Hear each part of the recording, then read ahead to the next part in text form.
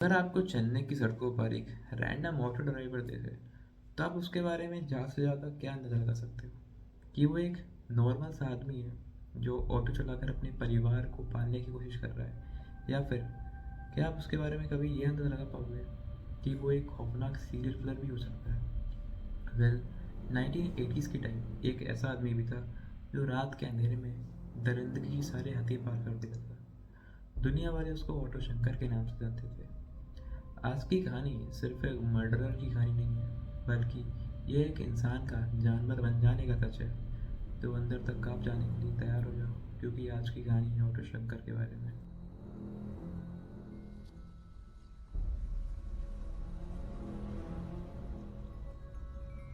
जनवरी की भीषण ठंड में शंकर परिवार के जीवन में एक ऐसी खुशी आती है जिससे उनका दिल गर्माहट से भर जाता है। मगर वहाँ पर मौजूद सभी लोग इस बात से अनजान थे कि उनका यह चिराग ना जाने कितने घरों की रोशनी हो जाती। शंकर का असली नाम गौरी शंकर था और उसका जन्म 1954 में चेन्नई के गरीब परिवार में हुआ था। गरीबी के कारण एजुकेशन मिल नहीं पाई और पापी पेट को पालने के चक्कर में उसने अलग अलग तरीके काम करे, और उन्हीं में से एक काम था ऑटो चलाने का। एक ऑटो ड्राइवर होने के बावजूद उसके दिल में कभी हलचल रुकी नहीं। उसके दिमाग पे एक फितूर सवाल था। उसके दिल में एक हवस थी, हवस पैसे की, हवस पावर की, और इसी हवस के चलते हुए वो एक जानवर में तब्दील हो गया। शंकर धीरे धीरे इलीगल लिकर और प्रोस्टिट्यूशन के बिजनेस में भी आ गया था, और यहीं से उसने अंडरवर्ल्ड और पॉलिटिशियंस के साथ रिलेशन बनाना चालू कर दिए, और देखते ही देखते शंकर खुद अंडरवर्ल्ड का एक बहुत बड़ा नाम बन गया था। लेकिन पैसों से उसका पेट नहीं भरा। उसका मकसद कभी पैसा कमाना था ही नहीं, बल्कि उसको मज़ा आता था लोगों को कंट्रोल करने में, उनको तड़पाने में, उनको दुख पहुंचाने में। और यहीं से चालू होता है मौत का एक ऐसा सिलसिला जिसमें इंसानियत का कोई नाम नहीं। और ऐसे किडनैपिंग के केसेस में लोगों के होश उड़ा दिए, जिसमें ना तो कोई गवाह था और ना ही कोई सबूत। अब लड़कियों का घर से बाहर निकलना बहुत मुश्किल हो गया।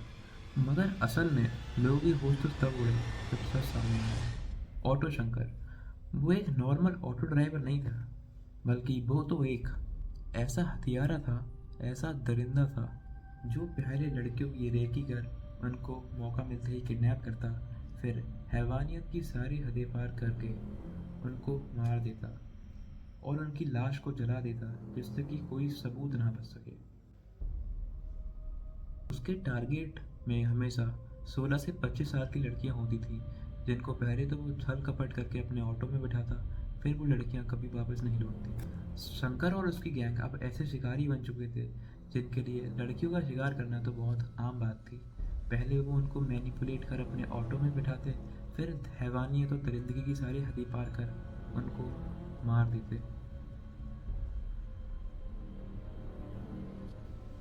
शैतान कितना शातिर क्यों ना हो, उसका एक दिन अंत जरूर आता है।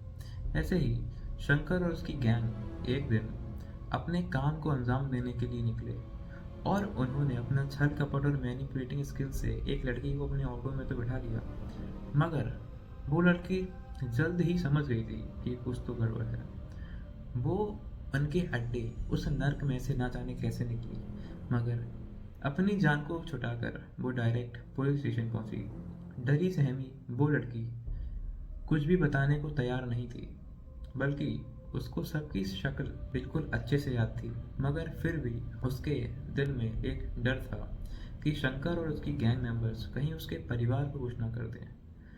पुलिस वालों ने उसको दिलासा दी और उससे जो जो इन्फॉर्मेशन ले सकते थे वो ली, और तुरंत ही इन्वेस्टिगेशन करना चालू कर दी।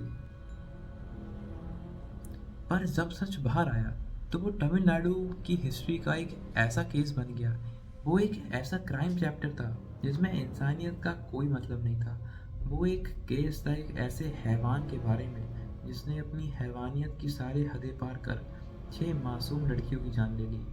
जल्द ही शंकर और उसके 5 साथियों को पकड़ा गया और 1991 में उसको मौत की सज़ा सुनाई गई और 27 अप्रैल 1995 में शंकर को फांसी दे दी गई। शंकर की मौत के कई सालों बाद तक उसका खौफ बरकरार था, पर आज भी चेन्नई के लोगों के दिमाग में एक सवाल आता है, क्या शंकर अकेला था? क्या उसके ऊपर पॉलिटिशियंस और पुलिस का हाथ नहीं था? क्या वो इतना सब अकेले ही कर गया? क्योंकि जब तक शंकर एक्सपोज नहीं हुआ था, उसके ऊपर कोई हाथ नहीं रखता था। सब लोग डरते थे क्योंकि उसके पास पॉलिटिशियन ऑफिसर सबका साथ था। मगर जब शंकर एक्सपोज हुआ तो वही पॉलिटिशियंस वही ऑफिसर्स उसको उल्टा काटने लगे। तो क्या सच में ये एक आदमी का कम था या फिर एक ऐसे सिस्टम का जो क्राइम और क्रिमिनल्स को बढ़ावा देता है? आज भी चेन्नई के लोग ऑटो शंकर का नाम सुनते ही कांप जाते हैं।